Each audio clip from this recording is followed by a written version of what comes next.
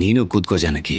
ಅಯ್ಯೋ ಇಲ್ಲ ರೀ, ಇದು ಮಾಘ ಮಾಸ ಅಲ್ವಾ, ಪೂಜೆ ಆದ್ಮೇಲೆ ಊಟ ಮಾಡ್ತೀನಿ. ಇವತ್ತಿನ ದಿವಸ ನೀವು ಮೊದಲು ಊಟ ಮಾಡಬೇಕು. ನೀವು ಊಟ ಮಾಡಿ ಬಿಟ್ಟಿದ್ದನ್ನ ನಾನು ತಿನ್ಬೇಕು. ಓ, ಹೀಗೆಲ್ಲ ಇದೆಯಾ? ಸರಿ ಆಯ್ತು, ಕೂತ್ಕೋ. ಯಾಕ್ರಿ? ನೀನ್ ಯಾವಾಗ್ಲೂ ಯಾವುದೋ ಒಂದು ಮಾಸದ ಹೆಸರು ಹೇಳಿ ಏನೋ ಒಂದು ಪೂಜೆ ಮಾಡ್ತಾನೆ ಇರ್ತೀಯ. ನನ್ನ ತಟ್ಟೆಯಲ್ಲೇ ನೀನು ಊಟ ಮಾಡ್ಬೇಕಲ್ವಾ, ಅದಕ್ಕೆ ನಾನೇ ನನ್ನ ಕೈಯಾರೆ ತಿನ್ನಿಸ್ತೀನಿ ಬಾ. ಅಯ್ಯೋ ರಾಮ, ನೀವು ತಿನ್ನಿಸ್ಬಿಟ್ರೆ ನನ್ನ ಪೂಜೆ ಏನಾಗಬೇಕು? ಬೇಡ ರೀ.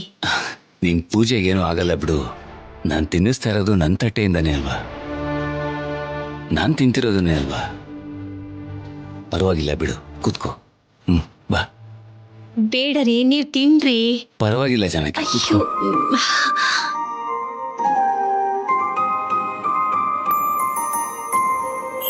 ಸರಿ ಸರಿ ಸರಿ ಸರಿ ಮಪ ಮಪ ಮಪ ಮಪ ಧನಿ ಸರಿ ಸರಿ ಸರಿ ಸರಿ ಸರಿ ಮಪ ಮಪ ಮಪ